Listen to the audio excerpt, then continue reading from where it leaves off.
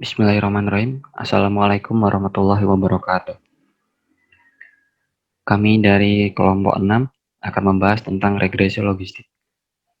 Di sini, saya Rizky Najib Nur akan membahas tentang definisi dan ilustrasi dari regresi logistik.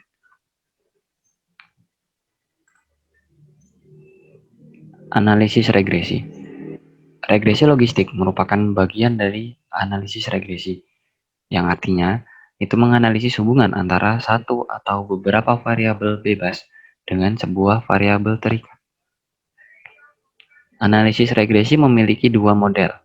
Yang pertama adalah linear, dan yang kedua adalah non-linear. Untuk contoh yang linear, yang biasa kita gunakan adalah regresi linear, dengan variabel Y-nya bersifat kontinu. Lalu untuk yang model non-linear, ada regresi logistik, yang akan kita bahas pada kali ini, dengan variabel Y-nya bersifat kategorik. Pada regresi logistik, hubungan variabel Y dan variabel X tidaklah linear. Oleh karena itu, tidak cocok menggunakan metode OLS. Karena ada beberapa pelanggaran asumsi regresi linear, yaitu error yang tidak normal, ragam yang tidak homogen, dan model yang tidak linear. Teman-teman, sekarang saya akan menjelaskan tentang kapan regresi logistik digunakan. Nah, di awal kita telah tahu bahwa model regresi itu terdiri dari dua, yaitu linear dan non-linear. Di mana untuk non-linear itu menggunakan regresi logistik yang dipakai jika variabel terikat atau Y berskala kategorik. Nah, jadi kita menggunakan regresi logistik jika kita menemukan variabel terikat Y itu memiliki skala pengukuran pertama nominal. Nah, nominal ini maksudnya terdiri dari dua kategori atau biner, atau bisa juga lebih dari dua kategori atau multinomial. Dan kedua, skala pengukuran ordinal, yaitu memiliki tingkatan. Sedangkan untuk peubah bebas X itu bisa memiliki skala kontinu dan kategorik. Nah, sebelum kita menggunakan regresi logistik sebagai alat penelitian, kita juga perlu memahami tujuan menggunakan regresi logistik. Nah, tujuan regresi logistik itu ada 3. Pertama, untuk menghitung peluang. Jadi, persamaan yang diperoleh dari proses regresi logistik bisa digunakan untuk menghitung peluang responden di luar responden yang termasuk dalam penelitian. Dan yang kedua, melihat karakteristik. Ini digunakan untuk melihat perbedaan karakteristik antara dua kelompok. Tujuan melihat karakteristik ini biasanya membahas nilai odds ratio di masing-masing variabel independen. Nah, yang ketiga, mengetahui faktor yang mempengaruhi. Sebenarnya tujuan ketiga ini merupakan pengembangan dari tujuan kedua, di mana si peneliti mampu mengetahui faktor yang mempengaruhi mengapa terdapat perbedaan antara kedua kelompok tersebut. Nilai odds ratio yang tinggi biasanya menandakan variabel tersebut memiliki pengaruh yang tinggi terhadap pemilihan beda dari responden. Kemudian kita masuk kepada jenis regresi logistik. Nah, regresi logistik terdiri dari 3 jenis. Pertama, regresi logistik biner. Yang kedua, regresi logistik multinomial. Yang ketiga, regresi logistik ordinal. Nah, regresi logistik biner itu biasanya memiliki variabel terikat Y yang ada dua kategori atau dua biner. Nah, untuk regresi logistik multinomial itu biasanya variabel terikat Y memiliki lebih dari 2 kategori, makanya dikatakan multinomial. Dan regresi logistik ordinal dikarenakan variabel terikat Y memiliki tingkatan atau yang sebelumnya saya jelaskan ordinal. Kemudian kita masuk kepada model persamaan regresi logistik. Nah, model bentuk dari persamaan regresi logistik itu seperti berikut. Nah, di mana PCAP ini adalah peluang sukses variabel X. Dengan rumus sebagai berikut. Nah, kita tahu tadi kalau X dan PCAP ini itu tidak berhubungan secara linear. Nah, agar linear, perlu dilakukan transformasi logit. Nah, seperti yang di atasnya, dilakukan ln PCAP per 1 kurang PCAP. Maka didapatlah hasil dari model persamaan sebagai berikut. Lalu kita lanjut ke materi regresi logistik sebagai classifier. Regresi logistik sebagai classifier merupakan supervised learning. Supervised learning merupakan suatu metode pengklasifikasian di mana setiap pengamatan memiliki variabel prediktor yang berkaitan dengan variabel respon. Supervised learning membagi data menjadi data testing dan data training. Data latih atau data training ini nantinya akan digunakan untuk memprediksi maupun mengklasifikasi. Nah, setelah datanya diprediksi, maka akan dilakukan ke data testing akhirnya. Lalu jika pada model regresi dengan respon kuantitatif dugaan akan dilakukan pada rataan, maka pada model regresi dengan respon kualitatif atau kategori pendugaannya akan dilakukan dengan nilai probabilitas dari modelnya. Atau pada model regresi logistik tadi, di persamaannya, maka kita akan menemukan P atau P, biasa disimbolkannya. Kategori dari respon dapat terdiri dari 2 kemungkinan nilai, atau biasa disebut dengan biner atau dikotomus, misalnya ya atau tidak, sukses atau gagal, dan sakit atau tidak sakit. Sementara kategori respon yang terdiri dari lebih dari 2 kemungkinan, atau multiple kategori atau polikotomus, misalnya rasa, yaitu asam, manis, asin, bisa juga ordinal, misalnya setuju, sangat setuju, tidak setuju, dan sangat tidak setuju. Nah, regresi logistik sebagai classifier dalam analisis klasifikasi mengklasifikasikan subjek penelitian berdasarkan ambang probabilitas. Misalnya, jika nilai probabilitas lebih dari 0,5, maka akan dibulatkan menjadi 1, yang artinya pengklasifikasian respon ada di kelas event. Misalnya, pada ya atau tidak, kelas eventnya di sini kita adalah ya. Nah, sebaliknya, jika nilai probabilitas kurang dari atau sama dengan 0,5, maka akan dibulatkan ke 0, yang artinya pengklasifikasinya ada di kelas non-event atau kebalikan dari kelas event tadi. Model regresi yang digunakan berdasarkan data training, kemudian akan diaplikasikan ke data testing. Cukup.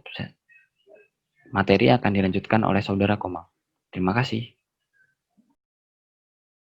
Materi selanjutnya yaitu asumsi regresi logistik. Asumsinya terdiri dari regresi logistik tidak membutuhkan hubungan linear antara variabel independen dengan variabel dependen. Variabel independen tidak memerlukan asumsi multivariate normality. Asumsi homoskedastisitas tidak diperlukan. Variabel bebas tidak perlu diubah ke dalam bentuk matriks atau interval atau skala rasio. Variabel dependen harus bersifat dikotomi atau 2 kategori, misal tinggi dan rendah atau baik dan buruk. Variabel independen tidak harus memiliki keragaman yang sama antar kelompok variabel. Kategori dalam variabel independen harus terpisah satu sama lain atau bersifat eksklusif. Kemudian sampel yang diperlukan dalam jumlah relatif besar, minimum dibutuhkan hingga 50 sampel data untuk sebuah variabel prediktor atau independen. Yang terakhir, dapat menyeleksi hubungan karena menggunakan pendekatan non-linear log transformasi untuk memprediksi odds ratio. Odds dalam regresi logistik sering dinyatakan sebagai probabilitas. Selanjutnya adalah cara kerja. Yang pertama, lakukanlah analisis variabel terikat dari data yang akan diklasifikasi. Apakah dia termasuk biner, multinomial, atau ordinal. Yang kedua, tentukanlah kode untuk masing-masing variabel terikat maupun bebas. Khusus untuk multinomial dan ordinal diperlukan satu kategori referensi dari variabel terikat. Yang ketiga, lakukan analisis regresi logistik dengan software tertentu, misal dengan Swan, SPS, R, OEK, atau yang lainnya. Kemudian akan didapat hasil logistik berupa nilai estimasi, nilai kebaikan model, nilai odds ratio, ukuran kebaikan model yang berupa tabel klasifikasi, kemudian nilai akurasi dari model. Kemudian bisa dilakukan testing uji, kemudian akan klasifikasikan. Nah, jika probability response atau peluang regresi logistiknya lebih dari 0,5, maka masuk kategori 1. Jika di bawah atau sama dengan 0,5, maka kategorinya masuk kategori 0. Kemudian mengukur kebaikan model atau uji kecocokan model, bisa dengan uji deviance, bisa juga dengan Borovness, dengan melihat nilai AIC-nya. Semakin kecil nilai AIC, maka semakin baik daya prediksi dari model dugaan yang diperoleh. Atau dengan menggunakan tabel klasifikasi, seperti yang terlihat, bisa digunakan untuk menghitung akurasi dengan rumus TP plus TN per TP plus TN plus FP plus FN kali 100%. Kemudian bisa menghitung spesifisitinya, yaitu TN per TN plus FP kali 100%. Kemudian bisa menghitung sensitivity-nya, yaitu TP plus TN per TP plus FN kali 100%. Kemudian contoh kasus, dalam hal ini kasus yang diambil yaitu faktor yang mempengaruhi banyaknya satelit pada kepiting betina, Y, dengan datanya sebagai berikut. Ada 172 data, yang terdiri dari variabel satelit, punya atau tidaknya satelit, banyaknya satelit, kemudian ada W, ada spin condition-nya, ada weight-nya, ada color-nya. Kemudian yang pertama itu lakukan analisis variabel terikat yang akan diklasifikasi. Dalam hal ini kan kasusnya adalah variabel terikatnya itu dengan dua kategori atau biner. Kemudian tentukanlah kode untuk masing-masing variabel. Jadi yang terikat itu bernilai 1 jika dia memiliki lebih dari sama dengan 1 satelit, dan bernilai 0 jika tidak memiliki satelit. Kemudian bebas, variabel bebasnya terdiri dari lebar cangkang W, kondisi capit S, S1 jika kedua-duanya baik, S2 jika salah satunya baik, kemudian S3 jika keduanya rusak. Kemudian warna C, C1 agak terang, C2 terang atau sedang, C3 agak gelap, dan C4 gelap. Kemudian lakukan analisis regresi logistik dengan software tertentu, dalam hal ini menggunakan Swan, yaitu diperoleh nilai intercept dengan nilainya min 12,65, nilai beta 0-nya 0,454, beta 1 2,086, dan seterusnya. Nah, kemudian diperolehlah model peluang regresi logistik binernya sebagai berikut. Kemudian kalian bisa lakukan testing uji dengan beberapa data. Kemudian akan diperoleh nilai probability responnya. Ini untuk mengetahui dia masuk kategori 1 atau 0. Nah, ini jika probability responnya lebih dari 0,5 maka dia masuk kategori 1, jika di bawah atau sama dengan 0,5 maka dia masuk kategori 0. Kemudian uji kecocokan model dengan dalam hal ini uji deviance. Jadi kita akan melakukan uji pada model W dan C, W dan S dan C, W, S dan C. Nah, dengan hipotesisnya sebagai berikut, H0 itu model cocok dengan data, kemudian H1 dia model tidak cocok dengan data. Dengan uji statistiknya adalah selisih dari deviance model H0 dengan deviance model H1. Tolak H0 jika selisihnya lebih besar dari chi-square alfa dengan derajat bebas 1. Setelah melakukan uji hipotesis, diperoleh model terbaiknya adalah variabel W-nya lah yang paling sangat berpengaruh terhadap model. Kemudian yang terakhir, selanjutnya regresi logistik multinomial. Regresi logistik multinomial membentuk model regresi logistik biner secara terpisah untuk masing-masing variabel dummy kategori respons. Misalnya, jika mempunyai K kategori, maka akan menghasilkan K-1 model regresi logistik biner. Setiap model merupakan probabilitas kemungkinan suatu kategorinya dibanding dengan kategori referensi. Contohnya, model regresi logistik trikotomos seperti di bawah ini. Kasusnya pengaruh usia pernikahan terhadap tingkat pendidikan. Jadi dari kasus tersebut ya, variabel terikatnya itu bahwa Y sama dengan 0 kalau dia di bawah SMA, Y sama dengan 1 kalau dia SMA, Y sama dengan 2 kalau dia D1, Y sama dengan 3 kalau dia S1, dan Y sama dengan 4 kalau dia S1, S2, atau S3. Kemudian kita mengambil kategori referensi Y sama dengan 0 atau di bawah SMA. Kemudian kemudian variabel bebasnya itu adalah usia atau continue, berupa data continue. Kemudian model peluangnya adalah sebagai berikut. Dengan X merupakan usia ketika pertama kali menikah. Kemudian regresi logistik ordinal. Ordinal logistic regression atau regresi logistik ordinal digunakan untuk menduga respon dengan beberapa kategori dalam skala ordinal.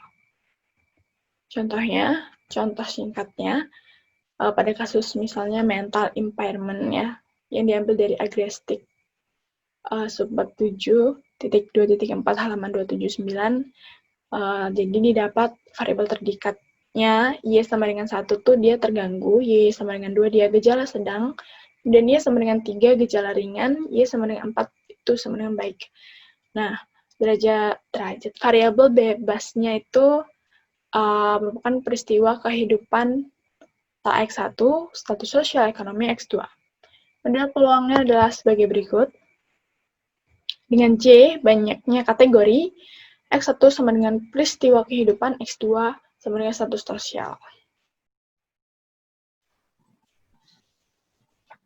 Baiklah, berikutnya kita akan masuk ke kelebihan dan kekurangan dari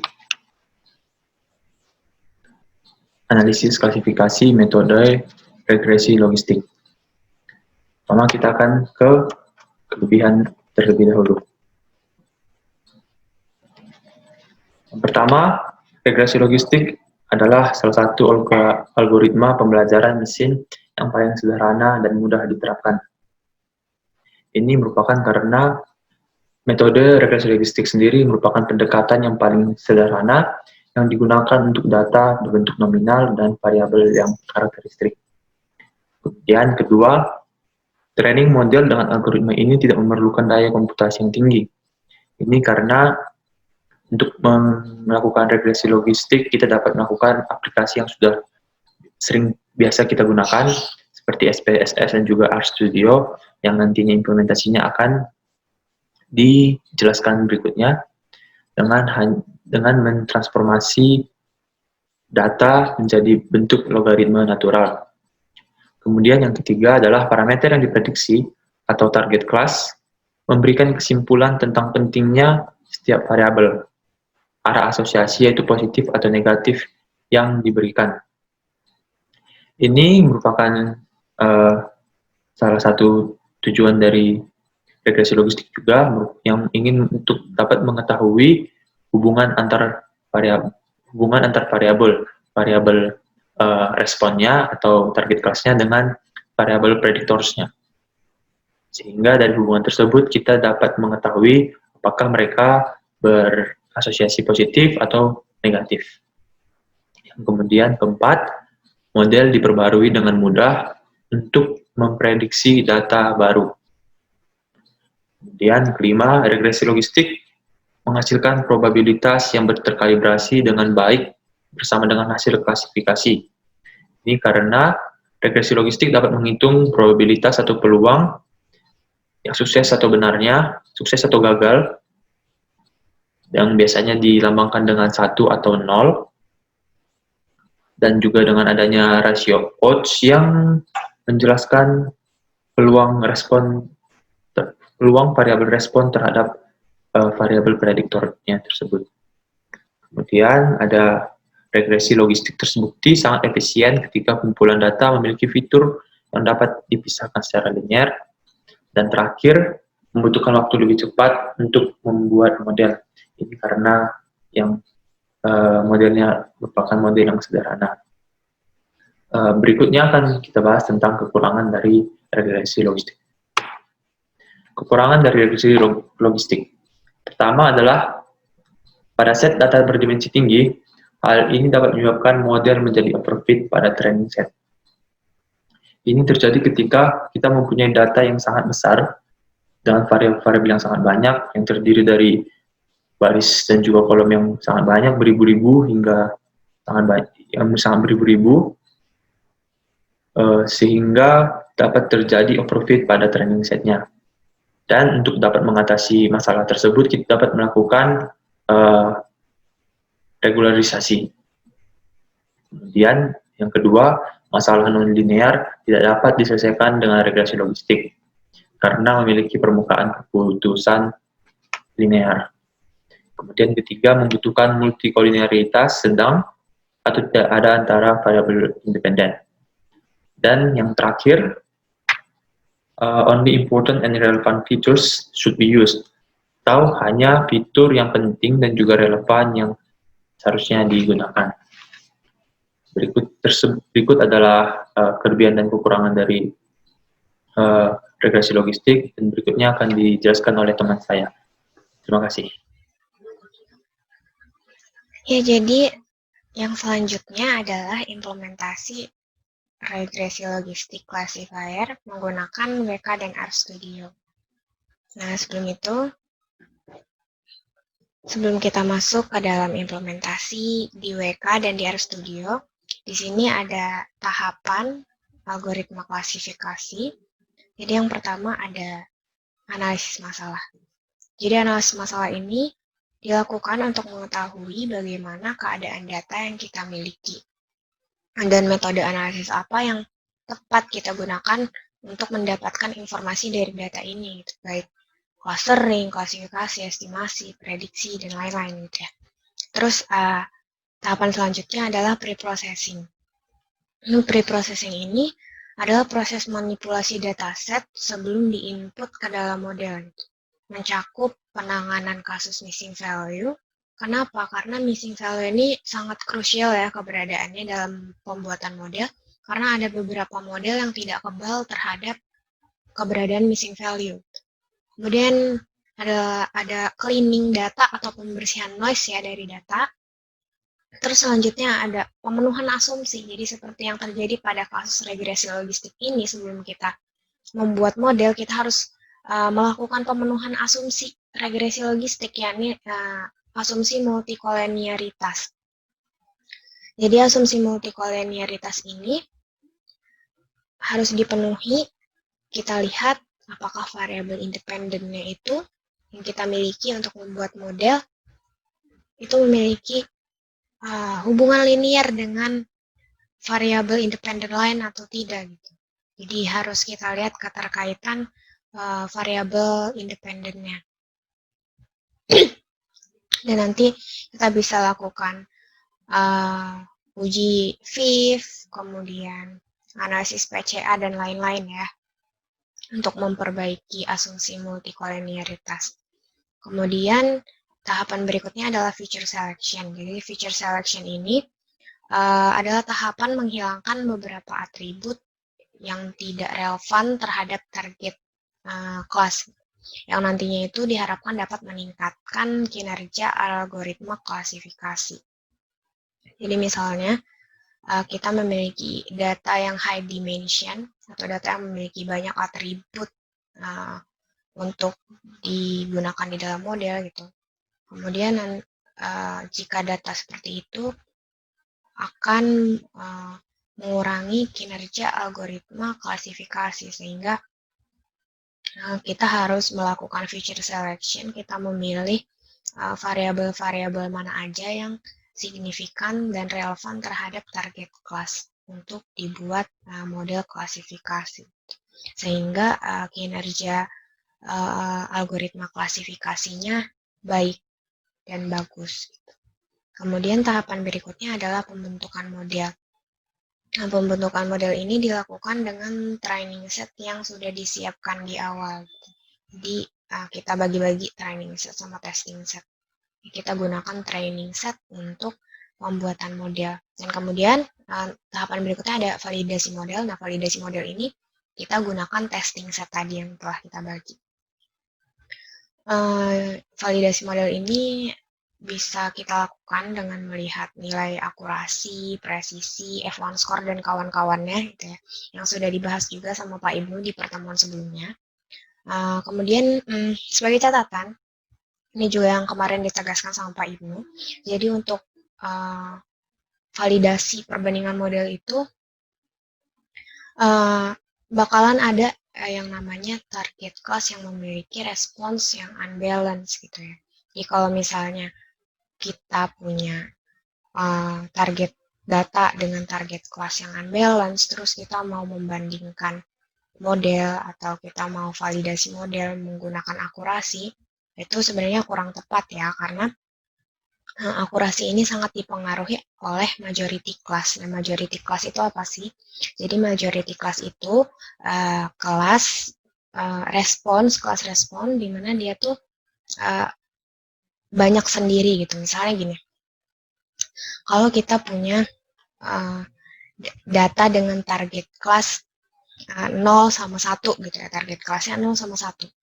Nah, kemudian ternyata respon 1 ini jumlahnya banyak banget, sementara 0 ini jumlahnya dikit. Misal dari 50 data, yang 0 ini cuma ada 6 sampai 7 data gitu ya.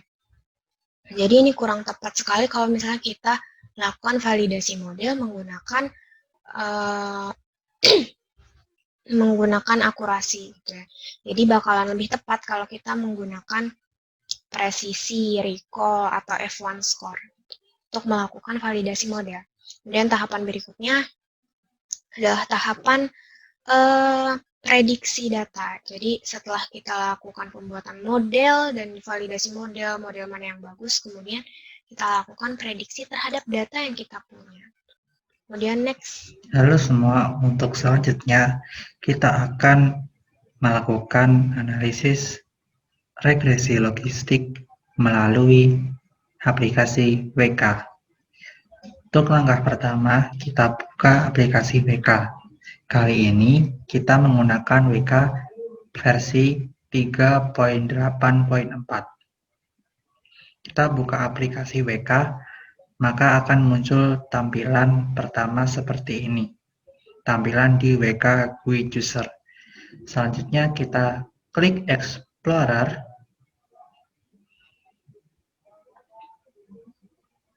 Maka halaman WK Explorer akan muncul. Klik Open File untuk membuka file yang ingin kita analisis. Kali ini kita akan menganalisis menggunakan file dengan format spreadsheet Excel dengan format XLSX. Kita pilih, kita cari lokasinya. Kali ini akan menganalisis file dengan nama hard disease. Kita klik filenya, lalu klik open.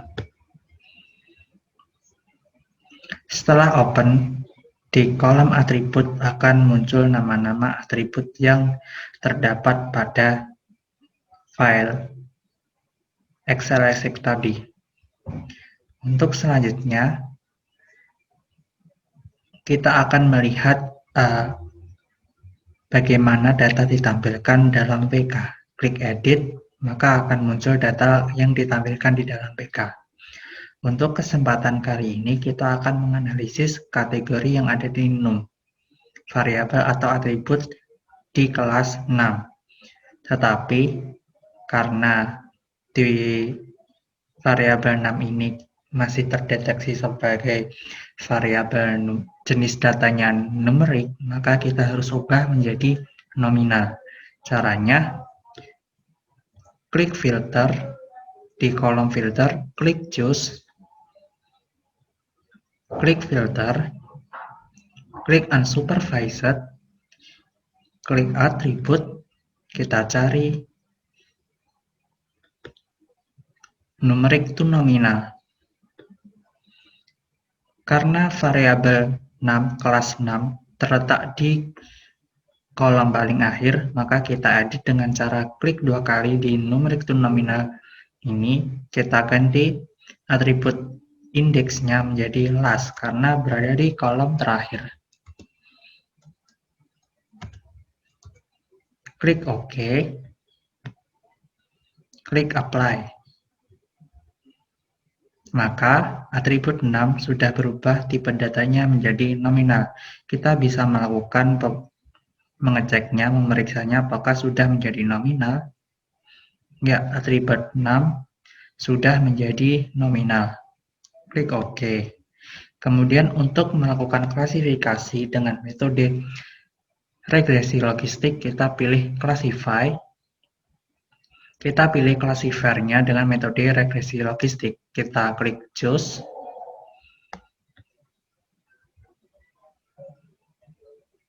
Kita klik function. Kita cari logistik.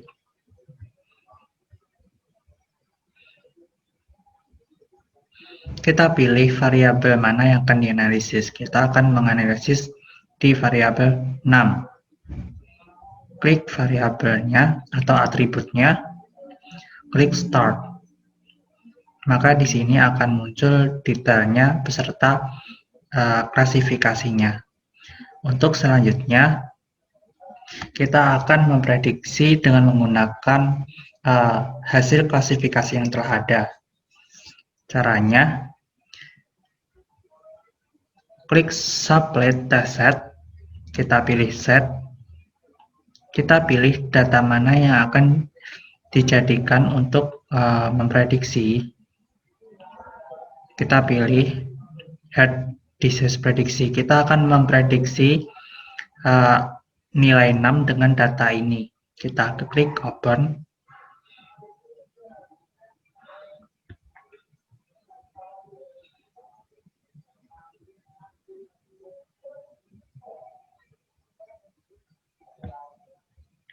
Kita close, kita klik start, kita klik yes, train start no compatible what you like to auto. Ini kita klik yes saja, maka akan muncul tanda tanya-tanya seperti ini. Teman-teman tidak usah khawatir. Untuk selanjutnya, kita klik kanan pada kolom Miss Input Method Classifier, klik kanan, kita klik Visualize Classifier Errors, kita klik Save. Untuk menyimpan hasil prediksinya, kita klik Save, taruh di folder yang ingin kita simpan hasil prediksinya. Misal kita namai hasil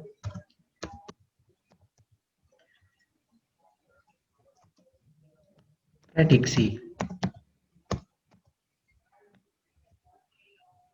kita pastikan file type-nya adalah ARFF.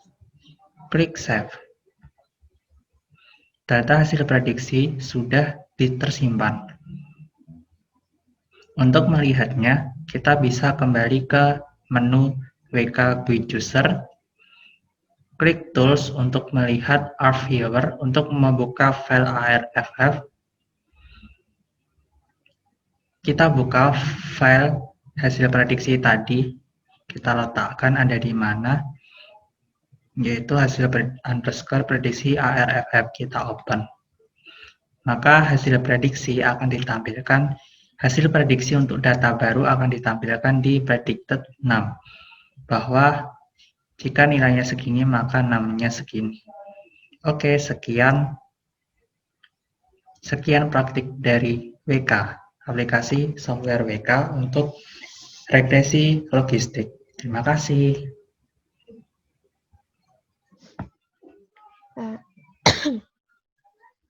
Ya, jadi ini RStudionya udah saya buka dan codingannya sudah ada di sini. Jadi untuk implementasi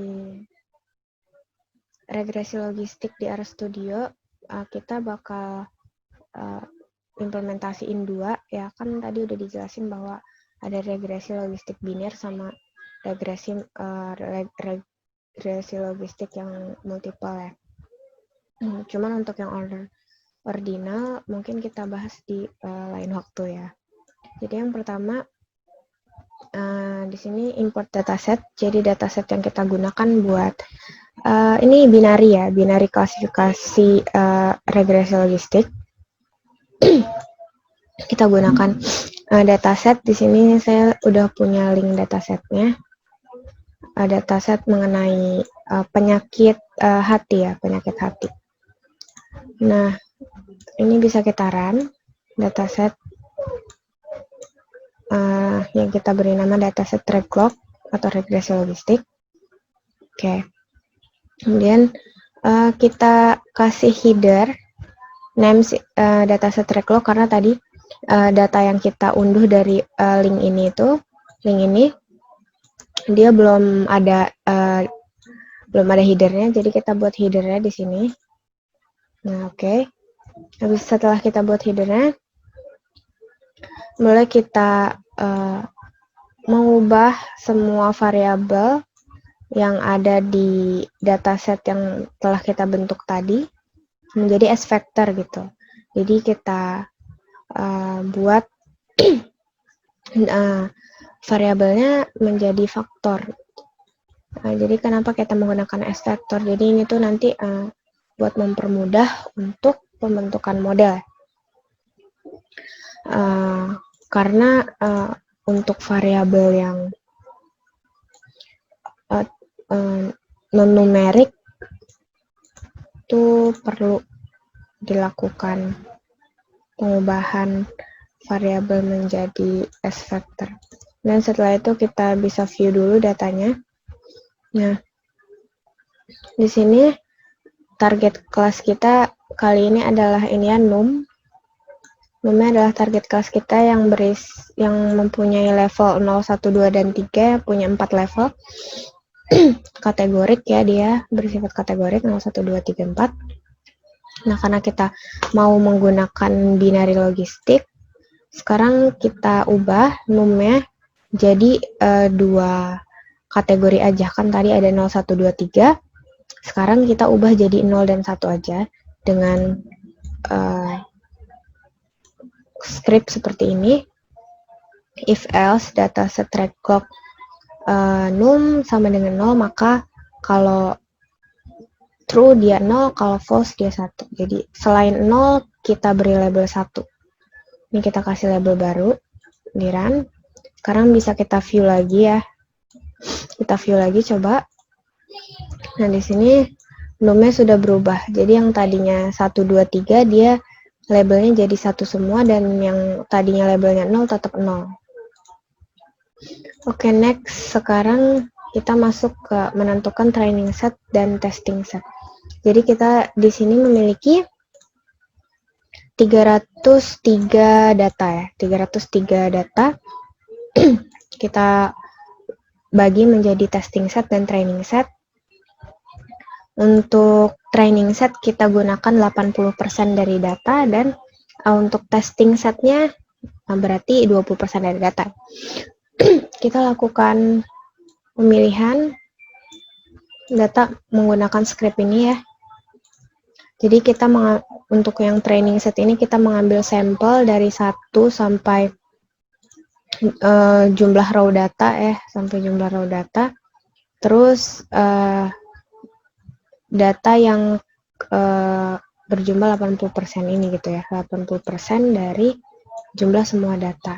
Kemudian testing set ini kita berikan 20%, jadi data dari 1 sampai ke raw data yang kita punya, selain data yang ada di training set gitu ya. Jadi training set false. Selain data training set, selain data yang masuk ke training set, kita masukkan ke testing set. Kemudian kita bikin data train sama data test. Demikian data reclog, training set, data test, training set gitu ya. Jadi kita membuat model dari training set menggunakan fungsi GLM ya. Jadi bisa kita run. Ini kita run. Ini di sini bakalan muncul ya. Di sini nanti modelnya, bisa kita lihat modelnya di sini. Bakalan muncul modelnya yang sudah jadi dari training set. Kemudian kita lakukan prediksi. Prediksi ini kita lakukan di testing set ya, untuk keperluan uji validasi model. Jadi nanti ini prediksi, kita run. Oke. Terus nanti di sini bakal keluar ya prediksinya gimana. Terus karena nanti hasil dari prediksi menggunakan model ini berupa probabilitas, kita ubah menjadi data yang kategorik ya, jadi 0 dan 1 seperti respons kelas yang tadi, 0 dan 1 dengan fungsi berikut. Kita run. Nah, kemudian ini bisa kita hapus saja karena kita tidak menguji multikoliniaritasnya ya. Uji validasi model yang pertama, kita bisa melihat kecocokan modelnya ya. Nih, bisa kita lihat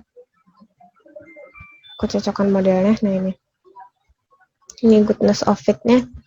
Jadi chi-square dari modelnya itu 3 dan chi-square tabelnya 15. Jadi karena chi-square chi-square hitungnya itu lebih kecil daripada chi-square tabel, maka dia terima H0, yang artinya modelnya sudah fit dan cocok gitu ya. Kemudian next, di sini kita mengubah yang tadi hasil prediksi sama kelas target dari testing set itu, kita ubah menjadi vektor ya, S vektor.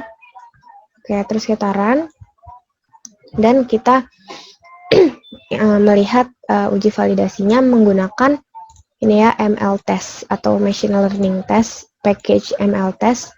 Nanti diinstal dulu bagi yang belum install, terus kemudian bisa di run. Nah, berikut adalah fungsinya.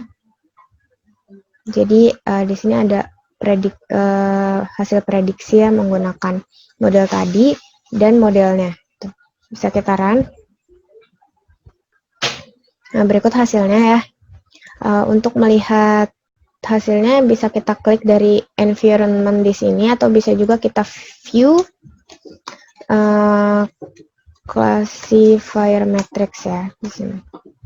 Nah, di sini bakalan muncul ini nilai-nilainya. Ini akurasi dari model ini 0,91 dan itu sudah termasuk bagus ya. Kemudian di sini F1 score-nya juga bisa kita lihat. Dan kalau misalnya akurasi ini kan secara keseluruhan, kalau misalnya bisa kita lihat lagi view data frame, kita bikin data frame aja dari classifier matrix yang presisi ya, presisi, kemudian classifier matrix yang recall, dan klasifier matriks yang F1 score. Nah, ini F1 score. Boleh kita view. Nah, ini bisa kita lihat. Jadi, untuk presisi model untuk memprediksi kelas yang berlabel 0 itu sekitar 0,93%, dan F1 skornya segini dan recall-nya segini. Nah, ini modelnya dapat dikatakan sudah cukup baik gitu ya. Kemudian lanjut. Nah, berikutnya kita agak kepotong sedikit ya tadi. Berikutnya ini kita lanjut ke prediksi data baru. Jadi kita udah punya data nih, datanya kita namain pred, data yang mau kita prediksi. Lalu kita view dulu, datanya kita import, terus kita view. Berikut adalah data yang ingin kita prediksi. Jadi dia belum memiliki nilai num ya, tadi kan target class-nya num. Jadi dia data baru yang mau diprediksi ada 10 data, dan data numnya data class lagi. Target class-nya belum ada ya. Tuh. Oke, di sini kita langsung aja kita prediksi menggunakan sama seperti yang tadi predict testing set. Ini sama fungsinya, nanti di sini bakal muncul.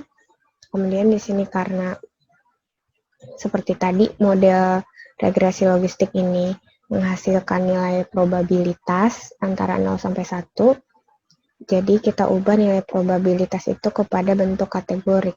Jadi nanti ketika untuk yang binary itu ketika dia memiliki probabilitas yang lebih dari 0,5 seperti yang dijelaskan di awal tadi, itu bakal memiliki label 1, dan jika kurang dari sama dengan 0,5 akan memiliki label 0 gitu ya. Nah, ini bisa kita run ya yang hasil prediksinya.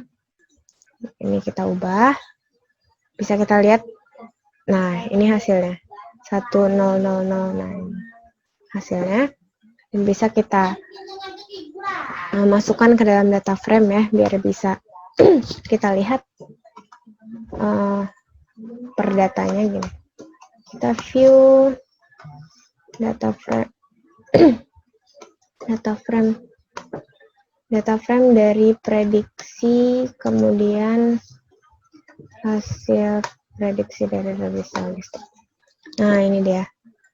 Ini yang sudah kita join. Ikut data pertama yang datanya segini, punya hasil prediksi yang seperti ini, gitu. Dan seterusnya. Udah selesai. Untuk bagian yang regresi binary ya.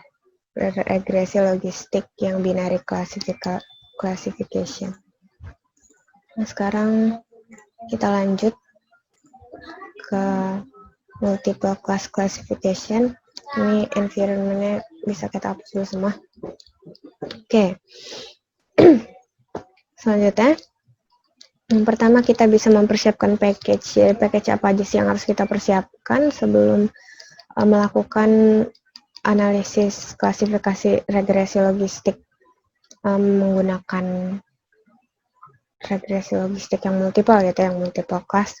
Yang pertama ada TD first, caret sama karet ya, karet, dan nnet.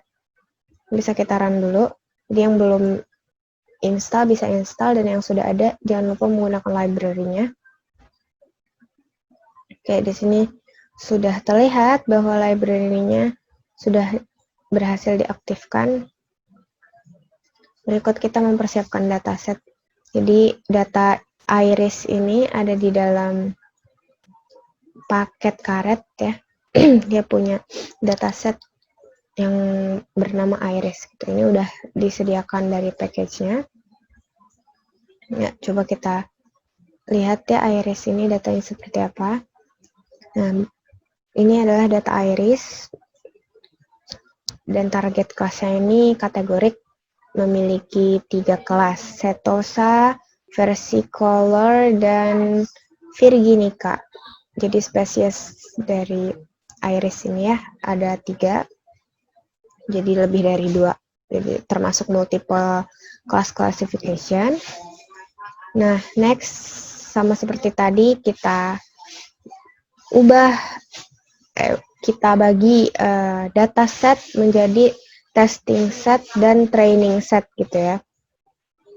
Jadi sama seperti tadi juga, 80% data untuk training set dan 20% data ya berarti untuk testing set. Bisa kita run, kita bagi dulu. Nah, kemudian ini kita membuat model. Model ini kita buat menggunakan fungsi nnet multinom. Jadi karena multi kelas ya dia, jadi pakai menggunakan multinom. Package ini fungsinya ada di package nnet yang tadi sudah kita gunakan ya. Library-nya sudah kita aktifkan.